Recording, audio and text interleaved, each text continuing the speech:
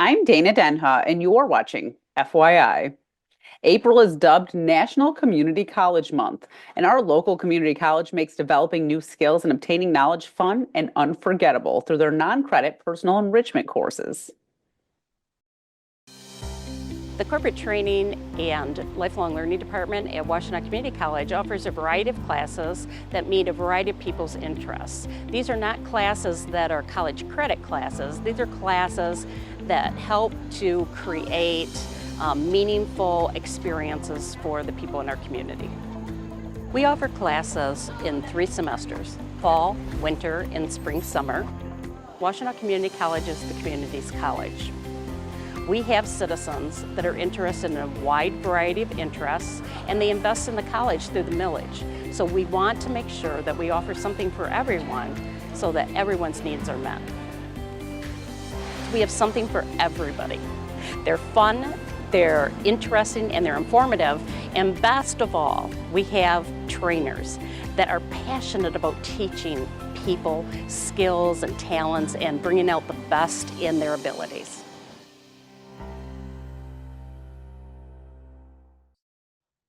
Washtenaw Community College is hosting Free College Week, April 7th through the 12th. For a full list of courses offered during Free College Week or more on the non-credit personal enrichment courses, visit wccnet.edu. Stay tuned, and we'll be back with more in exactly 30 seconds.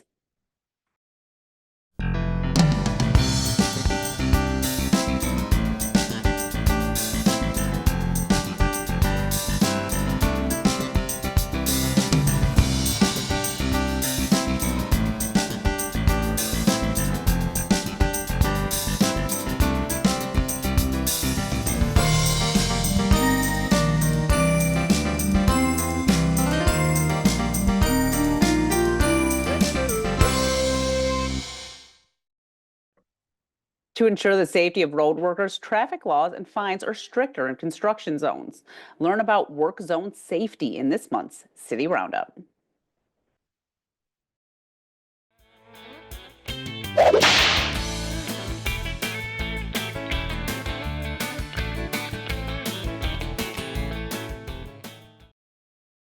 I'm Sergeant Mark Pulford with the Ann Arbor Police Department. I'm here today to talk about work zone safety. We all know, living in Michigan, that construction season, it's pretty much endless. So we want to give you some tips to stay safe while you're out on the roadway this season. The first one is to slow down. There's a reason that speed limits are reduced in construction zones. It's to protect the workers. Second one, be alert. Never drive distracted. There's always changing roadway conditions, so you want to make sure that you're alert. Next one is to give the workers some space in construction zones. They work in very close proximity to the roadway and to cars. Give them that extra space, and please be patient. The last tip that we have is to follow the detours, the roadway markings. I know it can get confusing in construction zones sometimes, but follow the signs, follow the markings on the roadway. That's why they're there. Those are the tips that we have for today. I want to thank you for listening, and stay safe, Ann Arbor. The food we eat can affect all aspects of our health and wellness, even making an impact on the environment. And a plant-based diet has clear benefits to the body and mind, but can also be used as a tool to keep Mother Nature blossoming into the future. Joining me is Korona, Project Manager at VegMichigan, and Azella Markgraff, Sustainability Coordinator with the Ann Arbor Office of Sustainability and Innovation. Welcome to the show. Thank you so much for having us, Dana. Well, Kim, let's start with you. Can you tell us what VegMichigan is and how they're here to help people find that more plant-based lifestyle? Yeah, thanks so much for asking. So, VegMichigan is a 501c3 nonprofit organization. We've been around for 25 years promoting the benefits of plant-based eating for our health, for ethics, and for the environment. And we are here for anyone who is veg curious, to those who have been eating plant-based for a long time and looking for a community to support them. We provide in-person and virtual educational programs, cooking demonstrations. We also do monthly meetups at restaurants that have plant-based options. And we also host family-friendly festivals. And our Spring Veg Fest that's in downtown Detroit is actually the largest one-day plant-based festival in the state. And then our most unique program is our 30-day plant-based pledge for individuals interested in eating more plant forward for a month. And not only do we give them informational support throughout that month, we give them a free bag of plant-based food to get started. But I also wanted to add that our unique work in our collaboration with the City of Ann Arbor's Office of Sustainability, we are able to support Ann Arborites directly by offering free educational programs about the climate benefits of plant forward eating, to support organizations who want to adopt a plant-based food policy, and to support restaurant operators who are interested in adding more plant-based options to their menus. And we have a unique program called Plantify, where individuals who want to have conversations with their friends and their family, their neighbors and their colleagues can host an event at their home where we'll discuss the plant-based benefits to the climate, as well as provide a plant-based meal. Can you talk about the working with VegMichigan and the Ann Arbor Office of Sustainability and how this is working toward that 2030 goal of carbon neutrality? Yeah, absolutely. So for those who aren't familiar, in June of 2020, the Ann Arbor City Council unanimously adopted the A20 plan, which is Ann Arbor's plan to achieve a just and equitable transition to community-wide carbon neutrality by 2030. The plan covers a wide range of sustainability topics, from improving the energy efficiency of our buildings and enhancing the resilience of our place and our people, to changing the ways that we use, reuse, and dispose of materials, including food. The A20 plan includes an action specifically focused on supporting a more plant-rich diet in Ann Arbor. This action was included because, as we discussed, or will be discussing later today, eating less meat and more fruits, vegetables, whole grains, nuts, and seeds is known to reduce one's environmental footprint and to improve one's overall health. The foods that we eat have a major impact on the health of our bodies, but also the health of our communities and the natural environment. In fact, the food system is responsible for around 25 to 30% of global greenhouse gas emissions, making it a major contributor to global climate change. Experts agree that we can't meet global emissions reductions targets without targeting more plant-rich food systems. And this is because of a few factors. One, animal agriculture is somewhat inefficient compared to plant-based agriculture. It requires a lot more land and resources and energy per calorie of food than does plant-based food production. Secondly, ruminant animals like cows and sheep release methane during their digestion process through a process known as enteric fermentation, which in not so fancy terms is burps and farts. Lastly, animal-based food products come oftentimes from industrial agricultural systems that confine animals into small spaces where their waste accumulates and releases methane, which pollutes the air and the water, as well as releasing harmful bacteria. So all of these things have dramatic impacts on the local environment, the health of agricultural workers in rural communities, and the climate. So when people reduce their meat consumption, it's an important step towards achieving sustainability and carbon neutrality, whether both for the food system, but also for our planet as a whole.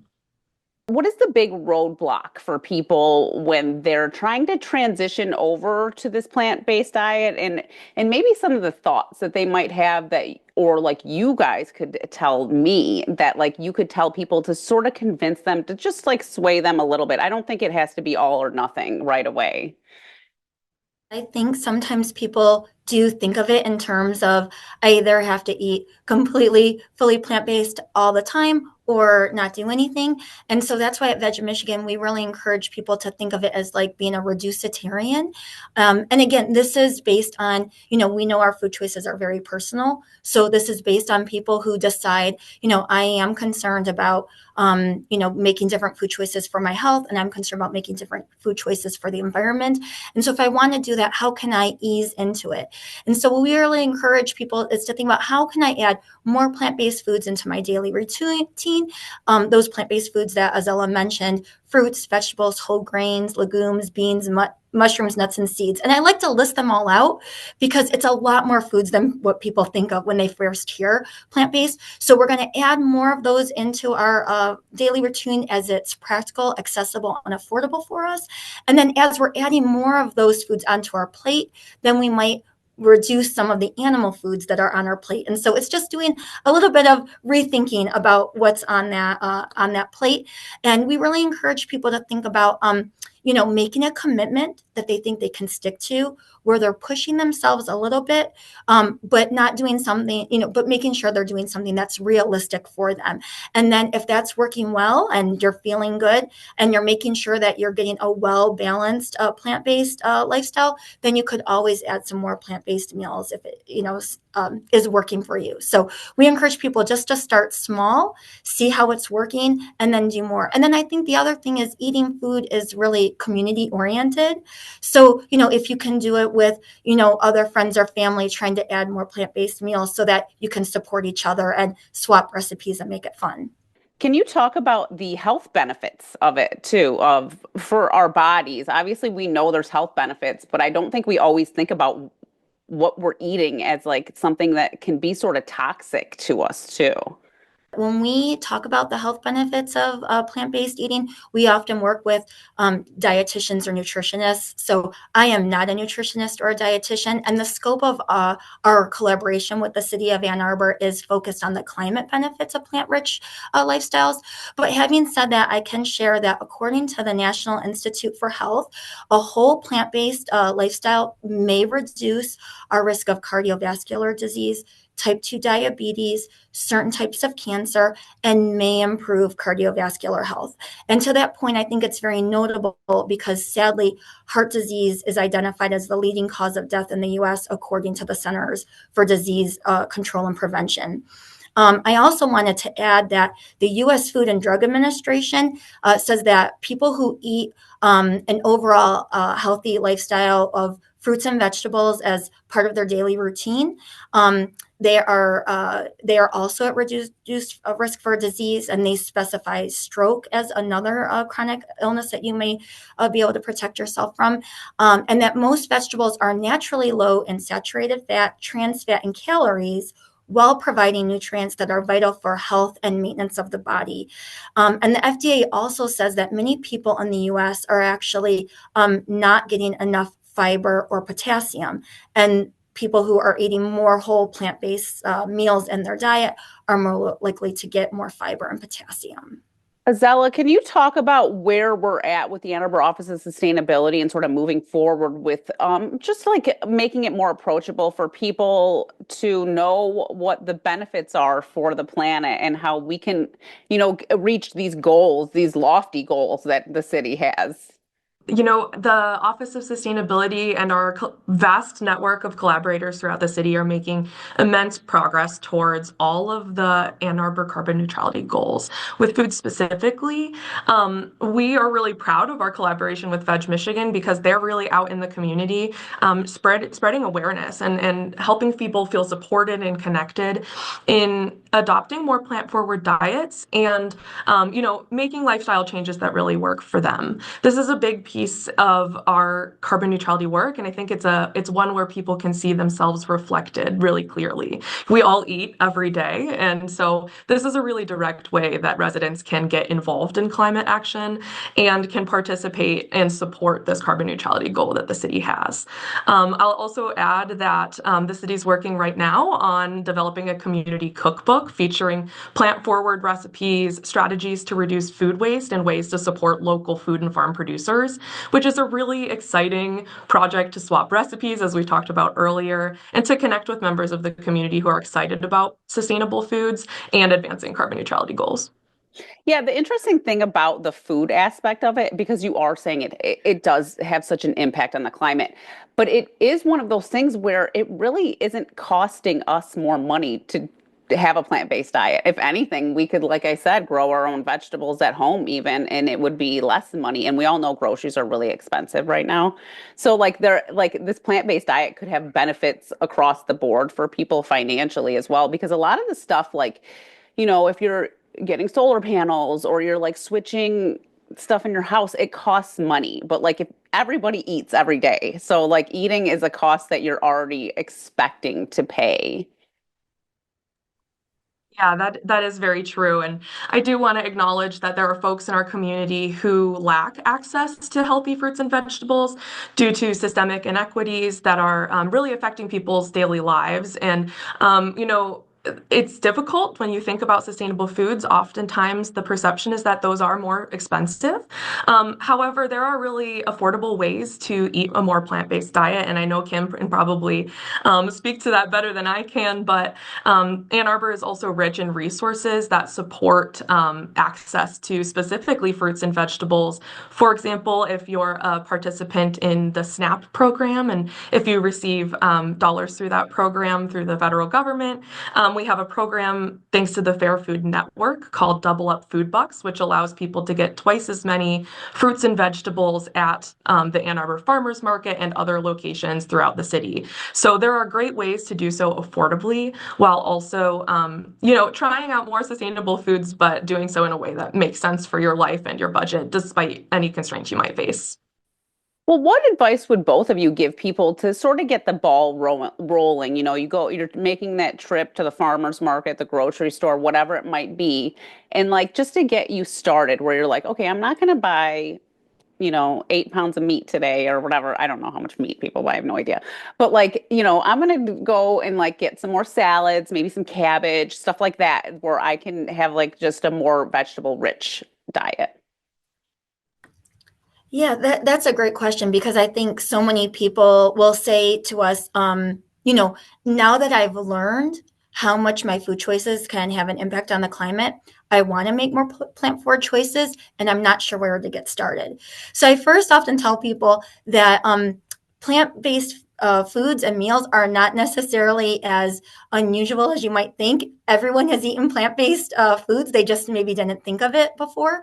And then I also say take foods that you love and just think about ways that you might simply make a plantify or plant-based version of it. So, maybe I was going to eat a beef burrito, and so now I'll do a swap and I'll eat a bean burrito. Or maybe I was going to eat pasta with meat sauce, and so I'll change it to a marinara sauce, and then I'll add tofu and some vegetables to it. So I always say, take things that you want to eat anyway that you're familiar with, and just think about how you might add some plants to it, or how you might take out a little of the animal foods instead. So it doesn't seem so different.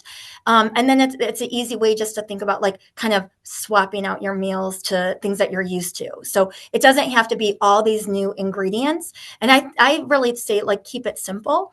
And then like, as Ella said, I definitely acknowledge that there are people who are food insecure. And we want to make sure that everybody has access to enough food for, to have a well-balanced lifestyle. But, when we're trying to think about how we can do it in a little more affordable way, those whole plant-based foods, when we can get them in bulk, when you have access to that, if you can get bulk beans are, really hearty, and you can often get them in bulk for not too expensive. So, that's a way to get started too, is trying to see where you can buy some of these foods in bulk. I would just add, Kim already mentioned this a few times, but starting really small and simple. A good example would be choosing one meal a week to get started that you want to try to challenge yourself to make more plant forward. Over time that could grow. Maybe you choose one day a week or a few days a week, whatever works for your schedule. Maybe you do lunches without meat instead of, dinners if there are things that you want to keep in your daily diet, but aren't ready to give up, but want to emphasize plant forward eating.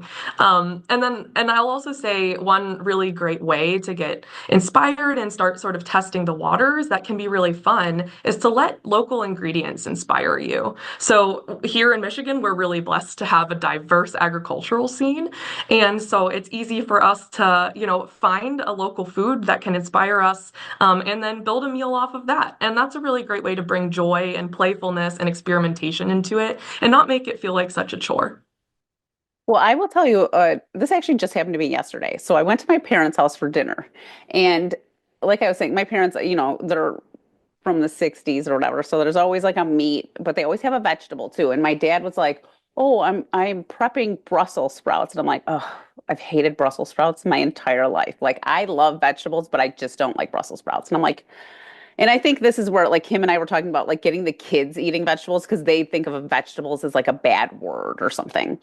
And so, and I think it's important to, regardless of your thoughts on something that you've had in the past, to just try it. Because I tried, my dad prepared these Brussels sprouts in a way that I actually really enjoyed them. And I ate a bunch of them. And I was like, oh, this is awesome. I've never liked Brussels sprouts in like 40 something years. I've tried them many times. I've always hated them. And then I ate them yesterday and I thought they were really good. And I do think there's something about like the evolution of like food preparation and the way people season stuff. And like we know more about making food yummy. And like anything can be really yummy, even if it's something you don't think. A great example of that is an air fryer. A lot of people grew up eating steamed vegetables or maybe microwaved vegetables, right? And those have a different texture and flavor than when you prepare vegetables in your oven or in an air fryer. For me, it's really easy to cut a Brussels sprout in half and throw it in the air fryer and then toss it in a sauce afterwards. Whereas before, I might have been eating those, steamed in a plastic bag. And that really affects the way that it tastes. And so I 100% agree. Giving things that are new or that you think you don't like another try, it might lead you to your new favorite food.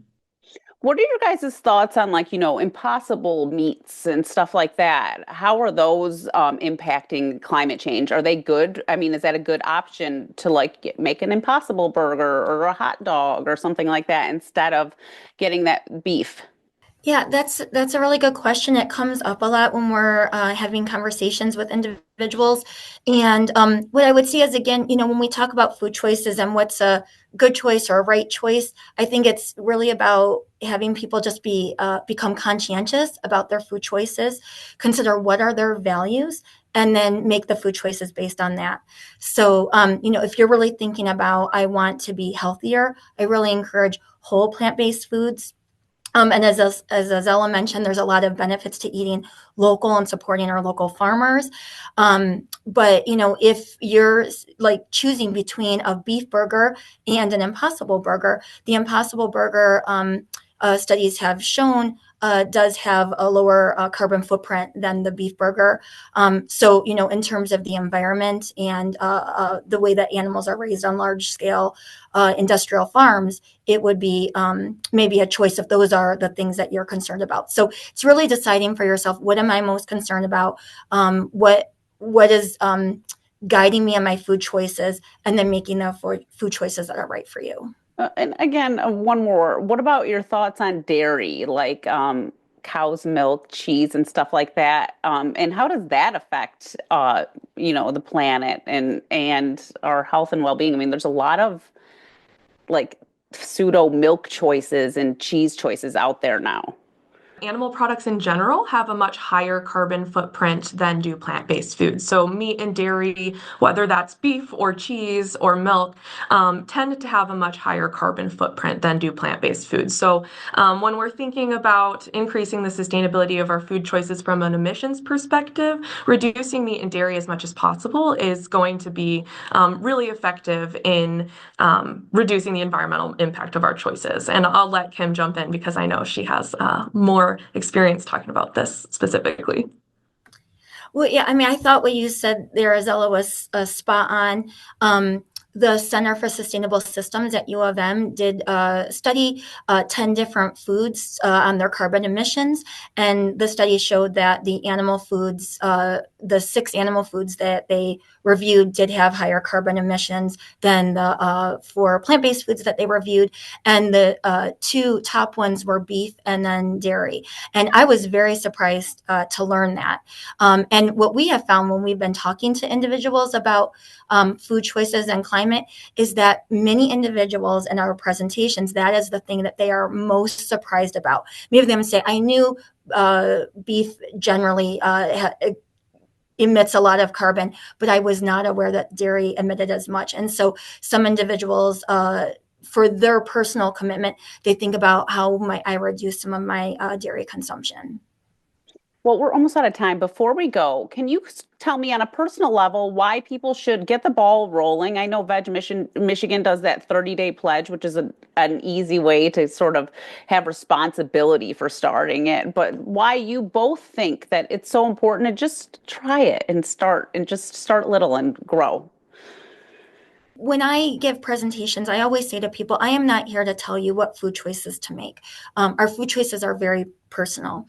What I think is important for people to remember is that besides our food choices affecting ourselves, they also affect other people, animals, and the planet, because people and animals and the environment are all part of our food system.